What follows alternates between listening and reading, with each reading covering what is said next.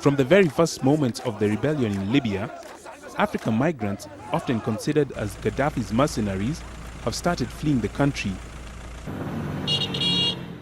Today, Agadez, in the north of Niger, historically a commercial post on the Trans-Sahara Road, has become a safe haven for those migrant workers on their way from Libya. Since the beginning of the fight against Muammar Gaddafi, around 100,000 persons of diverse African nationalities have transited through Agadez. Most of them have literally escaped from Libya without being able to save much. Before, we used to go back home with lots of goods. Today, we are returning with only the clothes on our backs. People went to Libya in search of work or money, but they are now returning with just their clothes. That's not good. May God protect us from this back and forth. Assisted by the International Office for Migration and by the Red Cross, the transiting migrants are not the only ones, though, to feel the pain caused by events in Libya. For the whole northern Niger, the 6-month war in the neighboring country has been a disaster, triggering a tremendous slip in the region's life. Numbers of people from Niger live and work in Libya, and an important part of the population here depends on them. Families depend on them in Niger. So the conflict has had enormous consequences.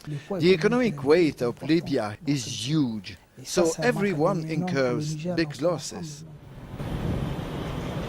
It is true that in Agadez, the days of bustling trade and flourishing export business seem over, at least temporarily. Business is completely down. We cannot export anymore. For instance, take our traditional products as kola nuts that we buy in Nigeria and send to Libya. Our fabrics, our indigo, nothing sells by now. Unfortunately, another type of business could benefit from the ongoing Libyan trouble. Traffickers of weapons and cocaine could find a leeway in a more than ever unruly region. With all that is happening in Libya, we fear that all this trafficking will now take another dimension and become a bigger problem. I imagine that today, the Libyan government will not secure their borders properly, especially with what is currently taking place there.